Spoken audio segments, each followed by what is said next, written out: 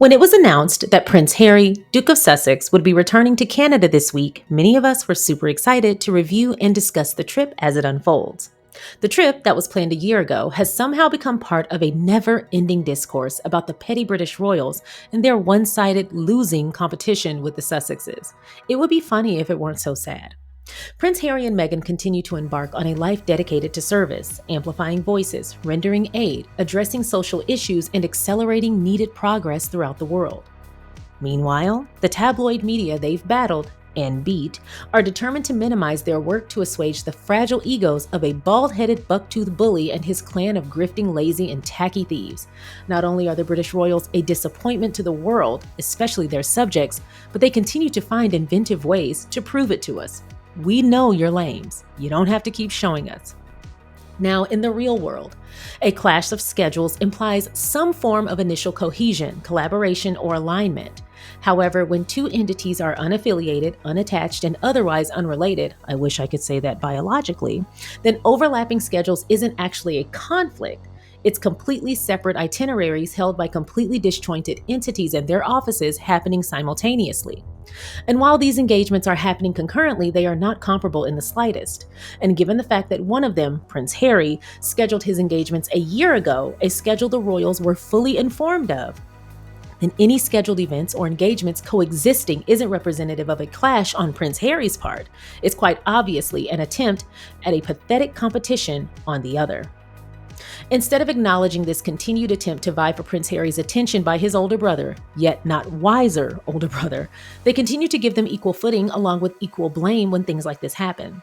If you want to call out William's 1 millionth attempt at overshadowing and failing to overshadow his younger brother, then please do so.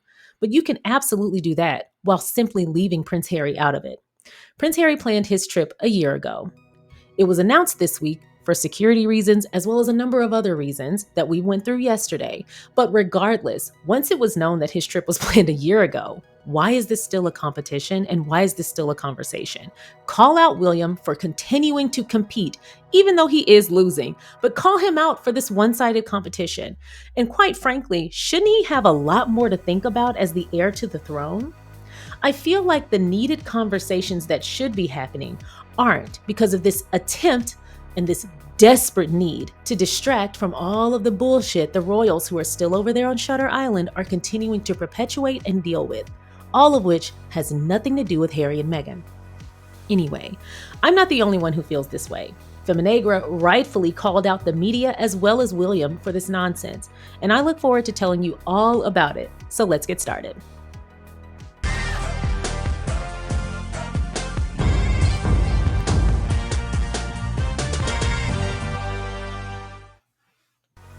Once again, thank you so much for clicking on my video, and if you're returning, welcome back to my channel. Today, we'll be dissecting an article from Feminegra titled Prince Harry's Toronto Visit Honors Veterans as Media Expose the Fragility of the Royal Hierarchy. But before we get into this article, if you haven't already, please don't forget to go ahead and like this video, subscribe to the channel, and feel free to share so that more people can find us. Prince Harry and Meghan, the Duke and Duchess of Sussex, have had a whirlwind October. From the lights of Paris Fashion Week to World Mental Health Day in New York, from the Most Powerful Women Summit in Washington to the launch of Meghan's As Ever holiday collection, their month reflected a steady rhythm of purpose and public engagement. Now, as November begins, Prince Harry turns to Canada for a week devoted to veterans. His Toronto visit coincides with Remembrance Tide, the 2 weeks leading up to Remembrance Sunday. The trip continues his long-standing work with military charities and injured service members, as well as their families, a commitment that has defined his post-royal life. The focus, according to his spokesperson, is simple: honoring those who served. Yet in Britain, that purpose was swiftly buried beneath another round of headlines about rivalry with his brother, Prince William. Prince Harry's Canadian mission honors service and sacrifice. This week, Prince Harry, Duke of Sussex, heads to Toronto for a series of events centered on veterans and military charities. His schedule includes a visit to the Veterans Center at Sunnybrook Health Sciences Centre, one of Canada's largest veteran care facilities, and engagements with the True Patriot Love Foundation and the Halo Trust. Prince Harry's tie to this work runs deep. Toronto was the host city for the 2017 Invictus Games, the event that helped define his post-military mission. His upcoming visit is not a publicity stunt, but a continuation of a decade-long commitment to serving those who served. It's also worth noting Prince Harry also served. According to his office, the Canada trip was planned nearly a year ago, with the date set by partner charities and announced only now for security reasons, which common sense would obviously tell us that. Anyone who doesn't understand why Prince Harry and his office move the way they move, they don't want to understand. They're looking for something to cry and whine about. And honestly, I'm fit to just let them do that. The timing overlaps with Prince William, Prince of Wales's Brazil tour for the Earthshot Prize Awards, but Prince Harry's team insists the focus remains on purpose, not optics. In Toronto, Prince Harry will attend meetings and fundraisers, ahead of Remembrance Day. His agenda includes practical support and advocacy for veteran health, recovery, and community integration. The trip reflects a clear through line in his work: action grounded in lived experience rather than ceremonial duty. The media turns duty into drama. However, when Prince Harry announced his upcoming trip to Toronto for veterans events, British tabloids wasted no time declaring war. The Daily Mail ran with, quote, "Prince Harry has announced a trip to Canada this week, clashing with his brother Prince William's Earthshot Prize Award ceremony during his major tour to Brazil." The paper went further, stressing that the revelation came just minutes after the Prince of Wales kicked off his stay in Rio, as if scheduling a veterans dinner in Toronto were a covert act of subterfuge.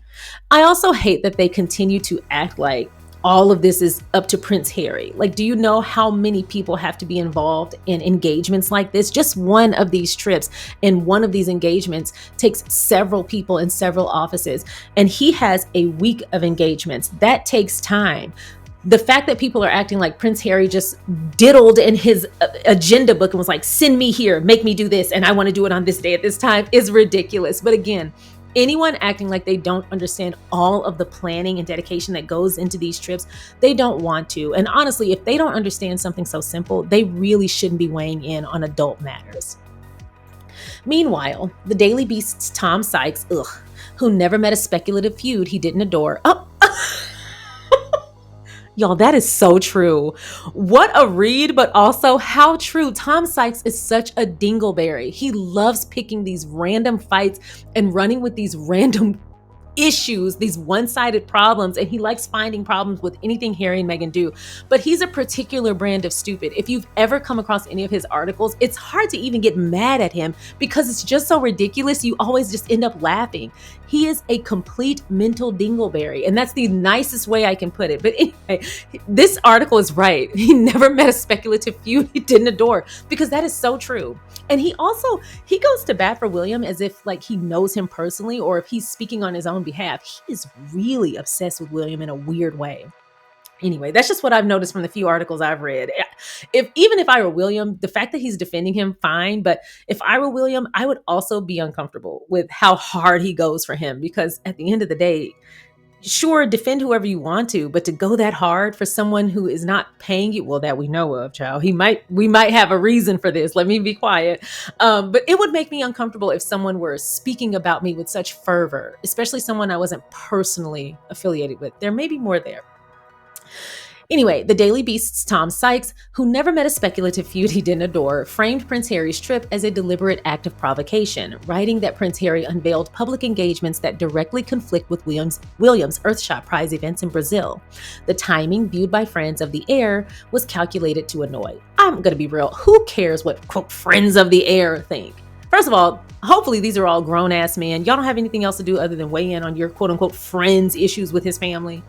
Also, if you are going to weigh in, why not tell your friend he's an idiot? What kind of grown man stalks his little brother and is obsessed with competing with him? If my friend were doing that, I hold my friends accountable and they hold me accountable. If my friends were obsessed with another human being the way William seems to be obsessed with Harry and Meghan, I would pull them aside and say, hey, I think you need to see someone. I think you need to go talk to the lady. You need to lay on somebody's couch because this is not healthy. GB News joined the chorus, describing Prince Harry's visit as particularly inappropriate given William's high-profile environmental mission in Brazil. That line is revealing. In this version of royal logic, a man who fought in Afghanistan and now works with injured veterans must apparently yield calendar priority to his brother's award show. Also, side note, If these two people were both still senior working royals, let's say Harry and Meghan were both still in the firm, and thank God they're not. But if they were, this would be ridiculous even in that sense, because can two people not do two separate things at the same time? Like, I go to work all the time, and so does my sister. I don't call her and say, "Did you go to work this morning?" Damn it, you're trying to overshadow me. Like, no, these two people have a right to follow through with their work as they see fit, even if they were still working in the same entity. But the fact of the matter is, Prince Harry's been in the US since 2020, or excuse me, 2020. At the end of the day, he's not working on behalf of the crown. Yes, he's still a royal, but you see what I mean? He's not a senior working royal. They're not operating from the same office, or their offices are not collaborating. They don't have to be cohesive because they're two grown ass men doing separate things. Now, given that Prince Harry planned his trip nearly a year ago, wouldn't that be the biggest indicator that this wouldn't fall on him?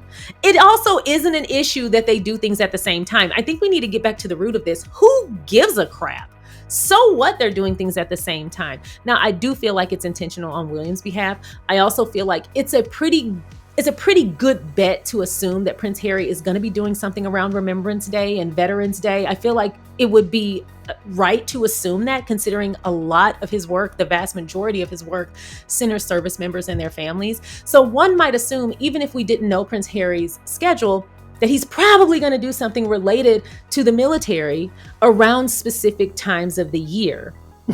Not even just assuming because we've seen his history, but because common sense would tell us, if this is the nature of his work and these days mark significant moments for this community, wouldn't someone who operates in that space acknowledge those moments throughout the year? I mean, I could talk about all the many ridiculous parts of this logic, but it would take us all day. Anything that William does or his team does, it's nonsensical to me.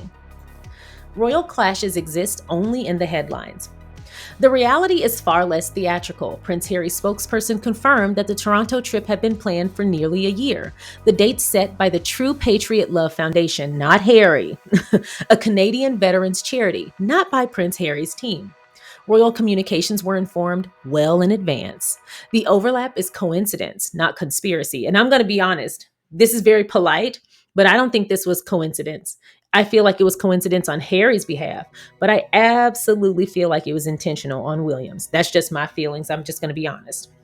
Yet, as usual, the tabloid's appetite for rivalry eclipses substance. It's worth recalling that when King Charles and Prince William host overlapping engagements, no one whispers of diary clashes. Exactly, that's the point I just made. When Prince Harry does, headlines erupt with revenge tours and shadow events. Again, and they're not even operating in cohesion. They don't work together anymore. Anyone saying that they are clashing is ridiculous because there is no assumed need for cohesion. They are two separate men doing separate things. The message is consistent. Service is only acceptable when performed under the palace umbrella. Mind you, any kind of service done under the palace umbrella is for optics only. Far from clashing, the two brothers are simply operating in different worlds. One ceremonial, one service-driven. I know that's right. Prince Harry's Canada trip continues his decade-long work with military families and veterans recovery programs. The media, however, remains fixated on proximity rather than purpose, proving once again that royal reporting prefers melodrama to merit. Also, if you want to talk about the Earthshot Prize Awards, please do. But if you want to talk about them, talk about this. Why hasn't Kate gone in 3 years and doesn't plan on going anytime in the near future? Ask those questions. Anyway, and then they tell us they have no problems. Get out of here. The uproar about clashing schedules reflects royal fragility, not rivalry. If a charity dinner in Toronto unsettles a global award show in Brazil, the problem lies closer to home. Commentators like Tom Sykes and the Daily Fail cast Prince Harry's work as a provocation, yet his itinerary shows consistency. He continues the same veteran advocacy he began long before palace approval was required. The outrage feels manufactured for those who mistake service for theater. The noise may also expose what the palace prefers to hide. Reporters claim the Princess of Wales is settling into their new estate, Forest Lodge. A charming tale, except that the Waleses have changed estates more than most families change schools. Perhaps her absence suits the plan. William prefers an undivided spotlight. How pathetic. The press fury over Prince Harry's trip reveals how tightly guarded that spotlight is. Attention must remain on the right royal, or so the story goes.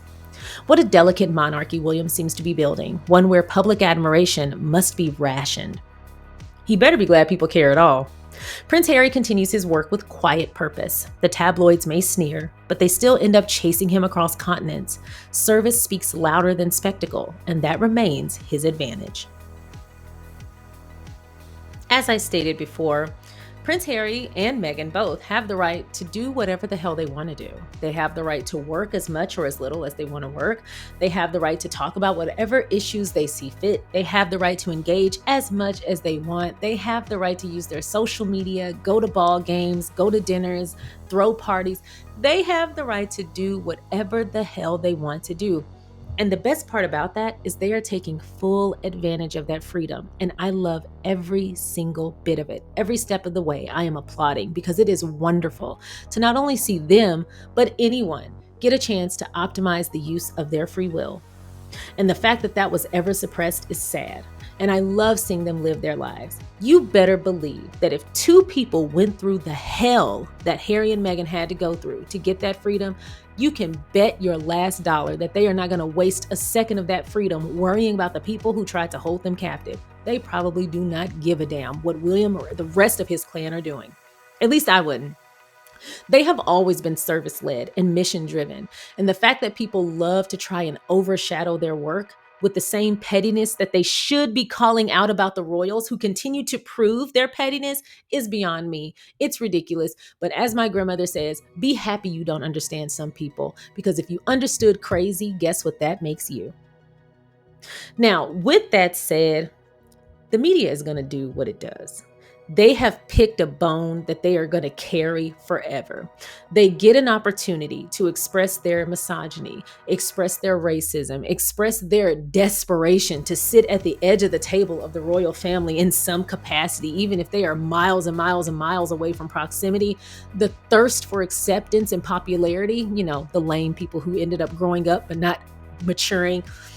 That desperation for acceptance and being part of the cool kids, even in their late 40s, 50s, 60s, and 70s, how pathetic. That is continuing to drive them. And people who are self-assured, who validate themselves, who are confident, but also who are driven by their passions, people with character, strength of character, I should say. Those people are intimidating to the desperate because the desperate don't understand them. What do you mean you live your life and you're not seeking approval? I would kill to be this person's friend. I would kill to be this person's lackey. And you're walking away over a little disrespect. There are some people who do not understand you. And I have learned, not even just with Harry and Meghan, but just in general, I have learned that you do not have to validate your choices to anyone. No one can validate your choices for you. You must do that. There are some situations that people will walk away from and others will look at them like they're crazy. And you don't need their approval to do that. Have you ever walked away from a relationship and everyone said things like, oh, he was so sweet. Why did you leave him? Or I thought y'all were such a cute couple. Or girl, I wish I had a man like that. I have. And never once have I ever second guessed my thinking. I've always just said, wow, you're way more invested than you should be considering it's my relationship, not yours.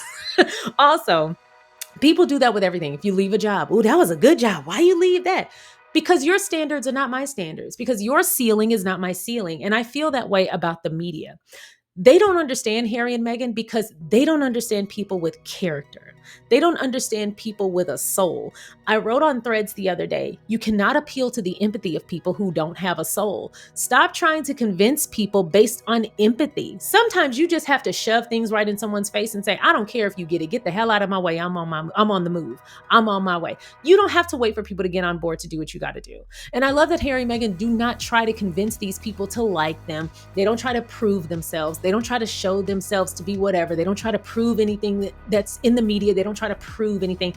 They just live. Their existence is the rebuttal. Their existence is revolutionary. Their existence is the message. They don't have to prove anything to Tom Sykes.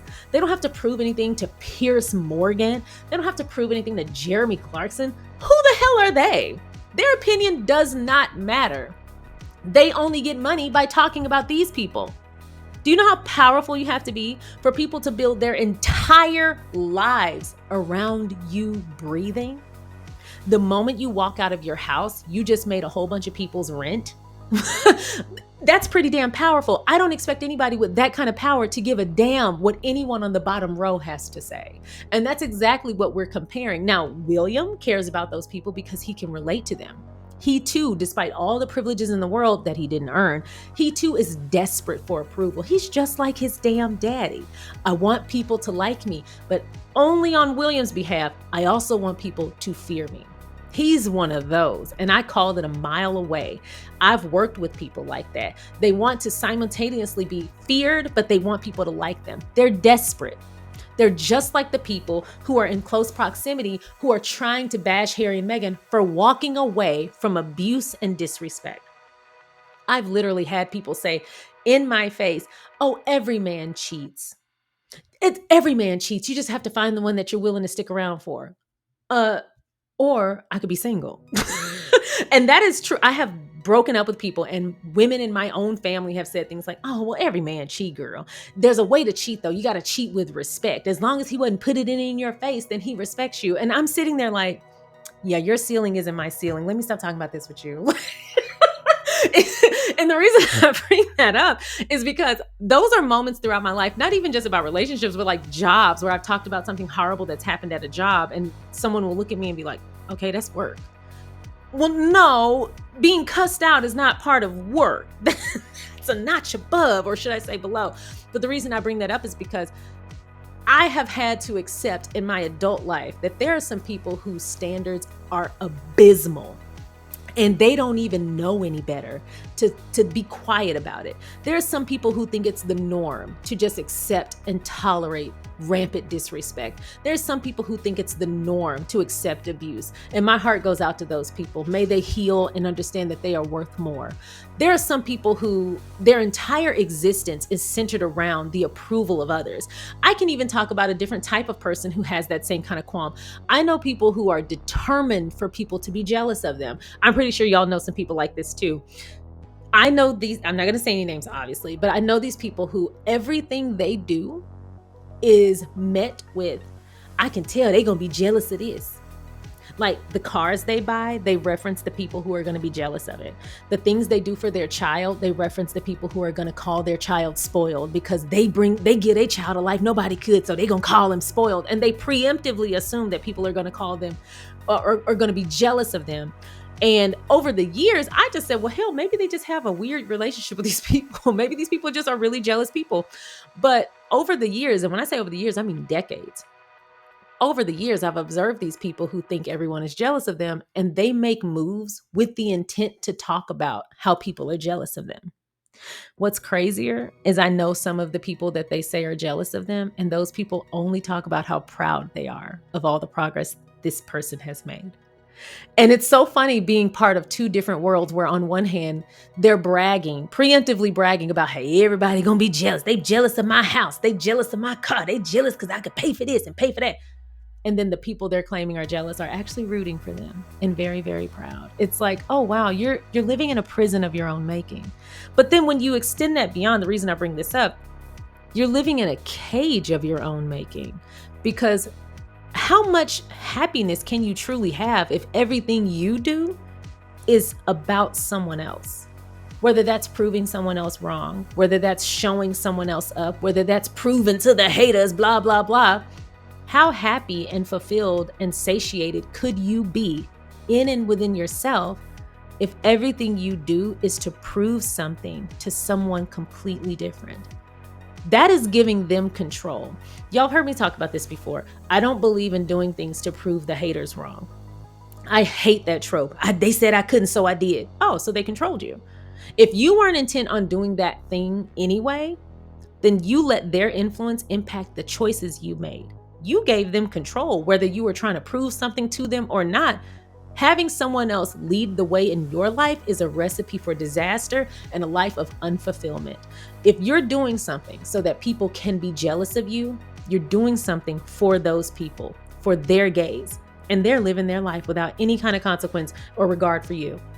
And you're buying a certain type of house and a certain type of car and over leveraging yourself financially to prove something to people who are proud of you. But in your mind, I gotta make sure they jealous or else what I'm doing isn't important. It's that kind of desperation that drives the same type of people as Tom Sykes and Piers Morgan and Jeremy Clarkson outside of the misogyny and racism. That kind of desperation to fit in, that desperation to be part of the crowd, that desperation to align with the power, that kind of desperation is pathetic. You might be able to wield words. You might be able to take a hit at somebody with your little raggedy, pissy articles. You might be able to feel like, oh, I got the last laugh because I said this, that, and the other about Meghan, and I said this, that, and the other about Harry. But did you really get the last laugh when those two people are actually living on their terms and they're happy? And they're so happy that they are literally glowing from within. And they're so happy that they're able to create happy children and a happy network of people. They walk outside to a damn football field of nothing but beautiful, lush grass and pastures and gardens. And then what are you doing? Sitting at your little dirty, musty cubicle talking about them. Oh, you really stuck it to them. You win. No. Do you know how pathetic that must be to build your entire life and career? And I'm pretty sure they have all kind of little newspaper clippings with the red string going from this to that on Harry and Meghan. They're obsessed. They control you. For the people who write these articles, you're doing it because you want Harry's attention or you want William's approval. Either way, you're doing it for other reasons outside of your own motivation, your own career goals, your own life. You regard other people more than you regard yourself. How sad for you. I would hate to wake up and build my life around the thoughts and the whims of other people, especially people I claim to hate. How crazy would it be if my whole channel was, I hate William and Kate? Right, I do. I don't hate them, I dislike them. I don't know the people to hate them, but I deeply, deeply dislike them from what I know about them. But imagine if my whole channel was about them. Sure, we cover them from time to time, such as right now, and sure, they find their way into our commentary. But imagine if my whole channel was, I hate William and Kate. Sure, I'm free to do that. But did I just make people that I don't like the end all be all in my brain when it comes to my work and my creativity and my craft, my conversations, my discourse, my live streams? If I'm making my entire world about other people who I don't like, they won. Sure, we have to talk about them from time to time, but they don't dominate my world. But if you go look at Tom Sykes' articles, that man has a hard-on for William, and it is weird. And he's dying for William's approval and Harry's attention. Genuinely. If you go look at what Piers Morgan has damn near tanked his entire career over his lust, obsession, and somewhat hatred of Meghan. And really what it is he's obsessed with her and he hates the fact that she doesn't pay him any attention. That's where the hatred comes from. He is obsessed with that woman in a sick and twisted way. The same can be said for Jeremy Clarkson. Anyone who says they think about a woman naked at night to the point that they grind their teeth, you are obsessed and your ass need to be behind some walls, some cell walls. I won't even say you need to be in a padded room. You need to be in a cell somewhere. That you are thinking about a woman naked so much that you grind your teeth and you're laying in that bed next to your wife. Do you know how I would be filing for divorce the very next morning if my husband said, you know what, I thought about this woman last night to the point that I ground my teeth? And he better hope the most I do is file for divorce, because if he blocks the door, he's getting hit in the face with a sack of quarters. What do you mean you sat in the bed and thought about a woman to the point that you ground your brown, gnarled, nasty, disgusting, rotted teeth? You barely have any teeth to begin with. You might want to leave them alone. Either way, these people and their obsession with trying to one-up Harry and Meghan is only revealing their lack of any kind of depth, any kind of soul, and any kind of substance. They don't matter in the grand scheme of things. In 100 years, when people look back at this time period for the royals, not only are they going to shame William and Kate and Charles, and God, they're probably going to skewer Camilla. Oh my goodness, they are going to rip her from end to end. I hope I'm reincarnated so I can see it. They're going to talk about Harry and Meghan and their revolutionary step back and all the amazing things they've done. I mean, they are just getting started. They're probably going to talk about the amazing things that little Archie and little Lilibet were able to do because of their parents' sacrifice and hard work and their amazing lessons that they embarked on them, that they instilled in them. They're going to talk about a multitude of things. You know what they're not going to talk about? Tom Sykes. And if they do find some form of fashion, find any way to talk about Piers Morgan or Jeremy Clarkson, it's not going to be pretty. And so with that said, building your whole life around two people or other people, that's a recipe for disaster. But building your whole life around people you claim to hate, especially people who've never done anything to you, you're only telling us who you are. And what a very sad tale that is. Thank you so much for watching the SharionSade YouTube channel. I appreciate you watching my content. If you haven't already, please don't forget to go ahead and like this video by hitting the thumbs up. Please don't forget to subscribe by hitting the subscribe button. And don't forget to comment along the way. If you feel so inclined, please don't forget to share so that more people can find us. Once again, thank you so much for watching. Now let's get back to the video. So that's all I have for you guys today. I'm interested in seeing your thoughts in the comment section, so feel free to let me know what you think about this article, about the whole quote unquote clash of the schedules, etc., etc. Y'all let me know your thoughts in the comment section below. It's just another pathetic attempt from William to dominate headlines and try to ride the wave of Prince Harry's inevitable positive coverage. Another day, another nonsensical thing that William does when he could be doing something productive. Anyway, those are my thoughts. If you haven't already, please don't forget to go ahead and like this video, subscribe to the channel, and feel free to share so that more people can find us. And I will see y'all next time. Bye.